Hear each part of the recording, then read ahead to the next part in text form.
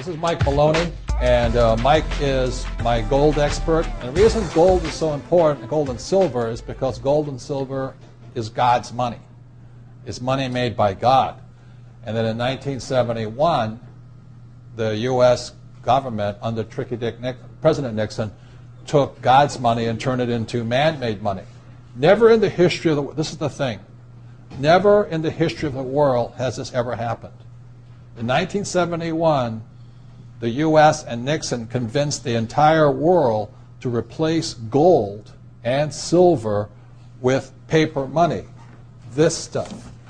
Cash is trash. So the reason we have so much volatility in the world today is historically, since the time of the Romans and the Greeks and the French and the English and the Germans, every time they have taken God's money, like silver here, and replaced it with man-made money, there's been economic volatility. Now the problem is, so the dollar is going to keep dropping. So one of the reasons I can predict what's going to happen is I can predict the dollar will keep dropping simply because the U.S. government and now the euro, the European central banks, are printing so much of this trash. So you'll see gold going up in price, oil going up in price, real estate going up in price, because this is trash. So that's what happened in 1971, has happened throughout history. And the reason this current election doesn't make any difference is the only person that can put this back in place is a strong, charismatic leader. People like Julius Caesar, Napoleon. That's why they were such great leaders, was they actually replaced this with this.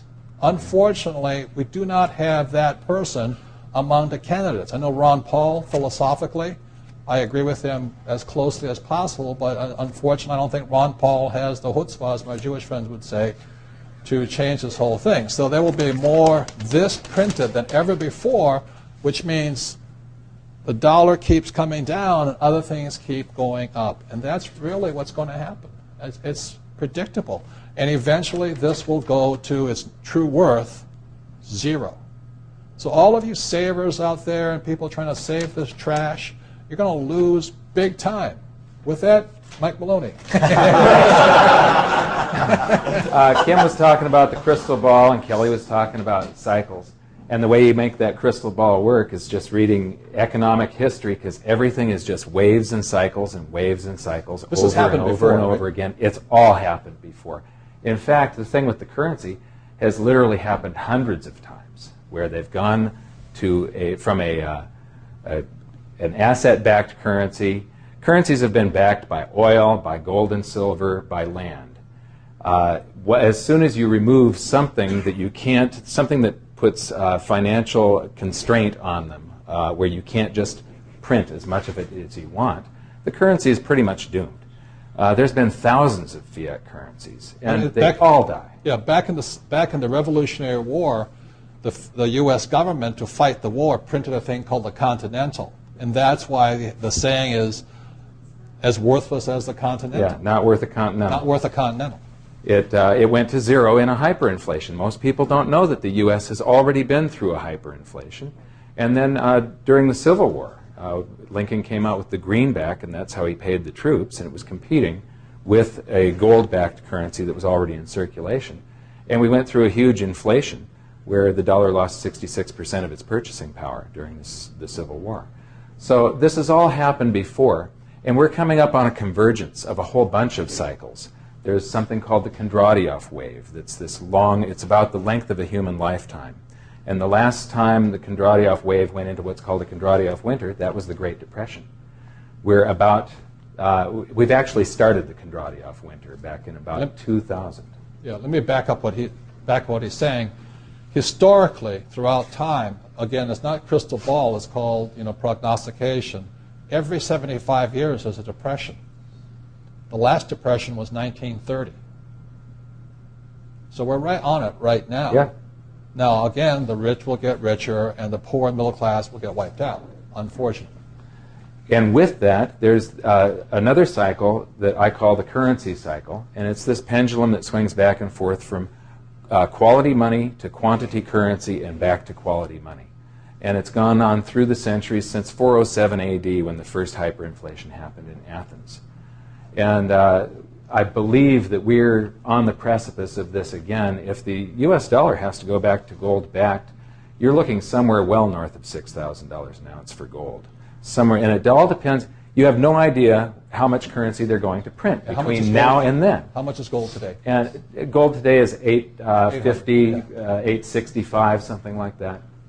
And it just broke its 1980 record high and closed above $850. This is for the first time ever in history. That puts us in the second phase of this bull market. The first phase of any bull market is sort of a stealth phase where it's quiet accumulation.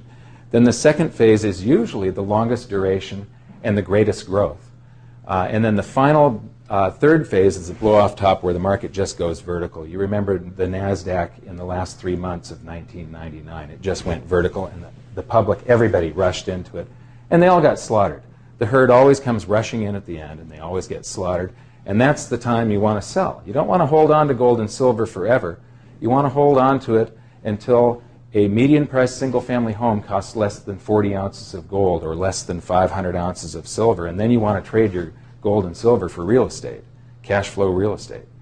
Like I said, everything is waves and cycles, and the great news is that the greatest wealth is created in the shortest period of time when we're going back through these crises.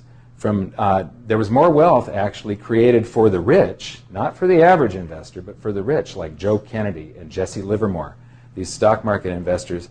They created more wealth for themselves from 1929 to 1932 than they did all throughout the 20s. You know, World War I and all the roaring 20s, the big stock market boom. They like doubled, tripled, quadrupled their wealth from 1929 to 1922 when the markets were crashing. The same thing happened from 1971 to 80 when the market was going sideways. As a stock market investor, you weren't getting anywhere. There were a couple of real estate booms, but if you take the expansion of the money supply, real estate just kept up with the expansion of the money supply. So inflation really, your real estate in the 80s, 70s, I mean, was keeping up with inflation. But gold went up 24 times its price in 9 years, and silver went up 39 times its price. If you had just 10% of your net worth, your entire net worth in gold, and you lost the other 90%, by 1980 you were 2.4 times richer than you were in 1971 with just 10%. So it's huge wealth that's created in a very short period of time. So for 2008, you know, Robert called me a couple of weeks ago. He asked me where I see gold going. I said down, and it went way up instead. And the reason I said down was because the European Central Bank had just created 350 billion euros. That's $500 billion worth of euros. They had already inflated their currency supply 12% from January to September. On December 18th, they added another 4% to their currency supply in one day. So the world is awash in paper money. It's a blizzard of paper money. And what's really interesting, if you study history, there comes a time where the public, the mass psyche of the country and the world, this time the world, before it's always been a country, but the mass psyche starts to sense the currency debasement. Everybody should be able to feel it now. You go to the grocery store, you go to the gas station, you can feel that there's a currency debasement going on. Everything's costing more. Your currency is losing purchasing power. And as the public starts to wake up, gold and silver go through the roof, and all that paper that they've created, gold and silver do an accounting periodically throughout history. It's really exciting to see this. They automatically revalue themselves when the public wakes up, and they catch up to all the currency that's been produced. And there's this same tiny little pile of 2 billion ounces of gold that there was back in 1980. And the pile of silver has gone from 2.2 billion ounces to 300 million. Today, there's 8.3 times more gold available for investors to buy than there is silver. I want you guys to hear what, I don't think we heard what he just said, okay? To me, I've been saying this for a number of years now. Silver is the biggest opportunity I have ever seen, bigger than real estate, bigger than anything else. And silver, as we're talking today, 2008, is about $15 an ounce. Mm-hmm. There's less than 10-year supply worth of silver on planet Earth. The difference between gold and silver is gold is hoarded, silver is consumed. Silver is an industrial precious metal. It is used in cell phones, telephones, computers, electric lights, everywhere. The more information age we become, the more we use silver. And what Michael is saying is that stockpile is at all-time lows, and they're not discovering much more. Poland has about 25% of the world's silver, so you can buy real estate silver in Poland. But anyway, so when people say, Mexico too. Yeah, where am I investing? I say, I'm investing in the world. I say, what do you mean by that? It says, I'm investing in a metal that is consumed throughout the world. So I buy a little gold, but I've been buying silver. Kim and I have been buying silver since it was about $4 an ounce. And we stockpile it, we buy ETFs, we buy anything we can in that stuff. And then, it was, $7? Then all of a sudden now it's 15, and we're just watching it. It is not crystal ball. It is not about, the stuff on television. It is pure supply, demand, economics, fundamentals. As I said, there's 2 billion people wanting the Western lifestyle. 2 billion people wanting cell phones, computers, electricity, lights, all of this stuff. So I look at it as $15 an ounce. I think I'll wait. Well, I remember when it was $3 and $3.50, then $3.70, then $4, and then I said, yep. The bottom had been hit, the thing is trending up, and it just keeps going. Okay? I bought at $4, and I got into the business of selling gold and silver just because I knew that the cycle had changed. I just want to say, too, I think it was interesting. We were in Poland, and Robert's saying, people are saying, well, we're in Poland now, and real estate is really high, and Robert's been talking about silver, and Poland silver supply is like 20 to 25% of the world's silver is in Poland, and they're like, yeah, but what should we invest in? They're like, silver. Yeah, but what? Silver? It's like it's right in front of them. A lot of times it's just right in front of them, but they just couldn't see it. That's one of the things, too. You can buy it and you can take it home. It can't go bankrupt on you. You can't have a labor dispute or Enron accounting.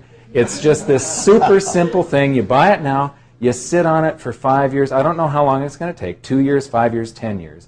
We could be going into a currency crisis right now. There was a trend line for gold where it was going up very smoothly and the price hit this trend line. It changed a little bit in 2005. I was hoping that we would drop back to the 750 area or so by February and touch this trend line. If we don't, we've established a new trend line that's extremely steep, which would give us maybe $1,500 to $2,500 gold by the end of this year. And that says that we're beginning a currency crisis. Precious metals are the only investment class where their bull market can go from stage 1 to stage 3, and it's called a currency crisis. And you could see gold anywhere from $5,000 to actually trillions, quadrillions, sextillions of dollars per ounce. It depends on how hard the dollar and the euro and the loonie and the Aussie dollar. They create them all now by doing this. They just type them into a computer, the dollars. They don't have to print them anymore. It used to be that you had to mint coinage to expand the currency supply. Then you had to print paper to expand the currency supply. But now all you do is you add zeros to it. And boom, it's 10 times. They don't even have to print this trash anymore. Right. It's electronic. That is how fast it's going to hit people. If you can understand that, that's why it's information age, not industrial age. And so all those, I feel for them, hoping the government's going to pay, like, who's going to win? Is it Hillary? Is it Obama? Is it Mitt Romney? They can't do a thing about this. It's too late. It doesn't matter. What matters is how smart you are now. If you think these guys are going to save your family, I think you're in for a sad, rude awakening. Because we've been here before. 1933, a man named Adolf Hitler was elected to Chancellor of Germany. The reason was because the Reichsmark, the Weimar government had printed too many of these Reichsmarks. Today, George Bush and Bernanke and those guys, they don't even have to print the stuff. And it's a global problem, not a German problem. And it has happened throughout history. Yeah. In 1919, at the end of World War I, the German mark, the price of gold in Germany was 110 marks an ounce. By November 23rd of 1923, it was hundreds of trillions, and a single silver dollar was $1.6 trillion. And trillion marks, yes. And when gold was just going vertical in the midst of their hyperinflation, where people's... What year was this again? This was 23. It was November of 23 when they finally went into the death throes of the This is mark. the German economy. Yeah. The final week of that hyperinflation, and this is when fear is gripping the nation. The middle class has been wiped out. The value of the currency is changing on a daily basis. Things are 2, 3, 4 times more expensive tomorrow than they were today. It's said that you could drink a bottle of wine at dinner, and the following day the empty bottle, the deposit for it, was worth more than the bottle of wine. There were accounts in 1919 you could retire on 50,000 marks. By 1923, they closed the accounts and didn't even bother sending you the money back because a postage stamp was more than 50. It was several hundred thousand marks. In the final week of November of 1919, when they were in the midst of this currency crisis, that's when Hitler gave his beer hall putsch, that's where he made his name. That's where the public first recognized him. And it wouldn't have been possible for him to come to power if they didn't have that fear to play on. Throughout history, the only thing that brings stability back into the currency is a strong, charismatic leader. I'm afraid Ron Paul is not our boy. He ain't going to do it. Right. I don't think Hillary can do it. It's a shame, I don't think Obama can do it. I don't think Romney can do it, because this is beyond the borders of this country. And the middle class will probably be wiped out in America. So here's what I'm betting on for 2008. Whoever becomes president is going to continue the deficit spending. They're going to continue. This whole generation right now are like a whole bunch of children. They just want it right now, and they spend and charge up the credit cards. When you buy a home or sign a credit card name, you're expanding the currency supply of the United States. The bank didn't loan you any dollars. Those dollars are just a book entry that they add. It's part of fractional reserve banking.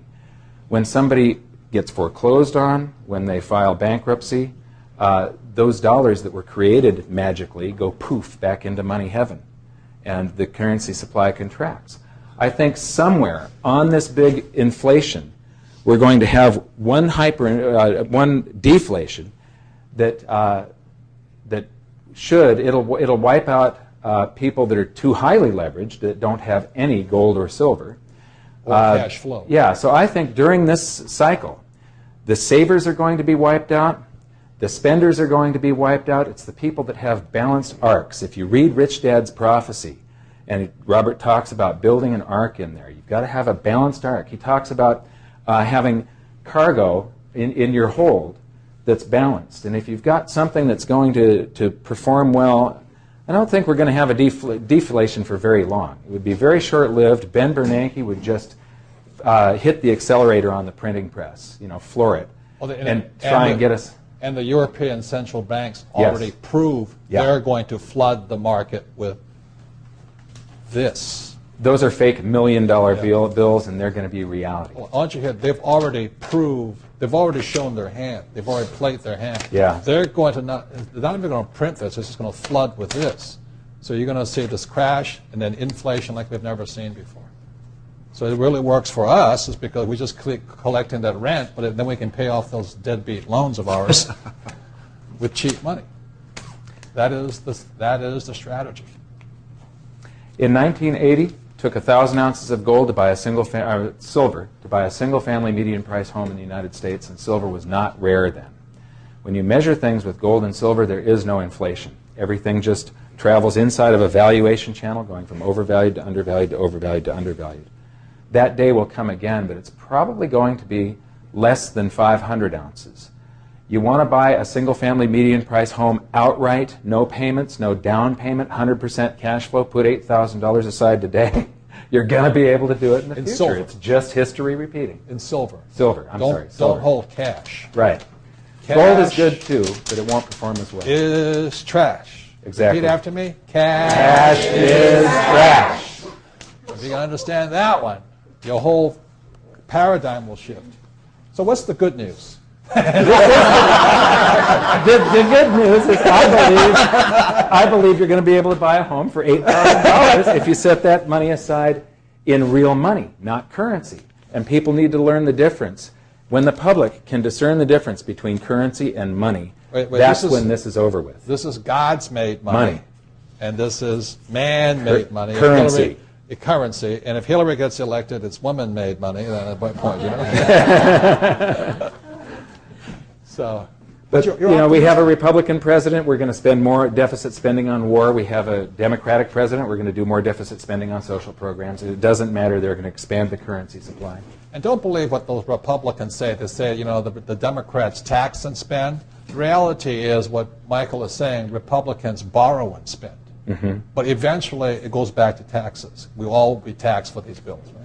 Exactly. So are you optimistic about 2008? Absolutely. Yep. Not for the middle class or the general economy. The people that lack financial education, that aren't building their arcs, they're in some serious trouble. Serious trouble. Thank you. You're optimistic about 2008? I am pulsatingly optimistic about 2008 because I think as an individual, I want to move, and all the stuff that Michael's talking about, I make sure I know a lot about it. I think 2008 is a wealth-changing year for me personally, so I'm very excited. Thank you. You excited about 2008? I'm very excited about 2008. I'm actually excited about 2009 and 2010 Yeah. because I think it's still going to keep that cycle going. I think we're just at the start right now. And this, again, I mean, when I started in 1987, we were at a turn right then. The market had just turned then, and that's what I see happening now. So I think it's the best time to get educated and get started. Right. And really, truly build your wealth. And change your thinking. This is trash. This doesn't even exist. That's why we have a subprime mess. It's not those guys with the subprime loans. It started back in 1971, and it's been repeated throughout history. You excited about 2008? Oh, yeah, for sure, because obviously it's going to be our biggest year ever.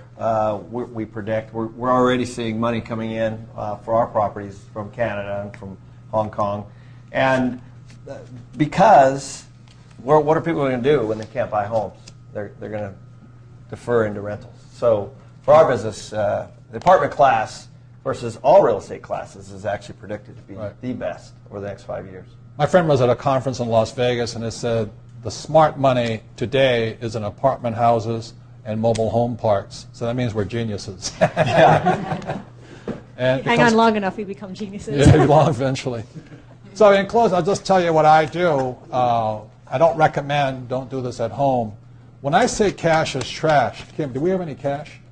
We almost never have cash. We're always broke. It's always moving. It's always invested. So when a deal comes up, we scramble like crazy to go find the funding for it. And the reason for that is as soon as this stuff hits my hand, I'm either putting it into some doodad, like my new Lamborghini, or I'm putting it into something that has the possibility of surviving a currency crash. So Kim and I never have any cash. We're always moving the stuff out of our hands. We are technically broke, but we're not in debt. There is a very big difference. We have hundreds of acres of land right along the path of growth. We have apartment houses. We have gold, silver, oil, stocks. And I think the stock market today is the best. The more it goes down, the more people get upset, the more money I move in there. But it goes back to when I saw silver at around $3.75 an ounce, and it ticked up, ticked up, ticked up. I said, okay, it's going to go back up. And back then, Kim and I had no money. All of our trash went into silver and gold and all that. So am I buying silver and gold today? No. My position is now set. Does that make sense to you? We're now in position. We don't let the thing run, as Michael says. We just watch it, watch it, watch it, and just before it blows, when the suckers come, when the other investors come moving into the market, we move it out. Yep. That is our play. But we buy things of value. So the thing we're moving our stock money into is bulk shipping companies. You know, people that are shipping the grain because the dollar has dropped, shipping grain to Pakistan and India and all that stuff. We're killing it. We're making so much money in that stuff. You know, people say the Dow was going down, but the Dow was only 30 stocks. Right. And the Wilshire 500 is 500 stocks. Well, we're not buying any of those things. We're buying companies that just pay dividends and are solid businesses, just like an apartment house. Not sexy, not fun, not exciting, but very fundamental. So I am extremely excited about the future. The franchising thing is chugging along. Everything is going great. Cash is coming in, and we take this cash and get rid of it as soon as we can. I don't recommend it, but that's what we do. Thank you very much. Have a great 2008.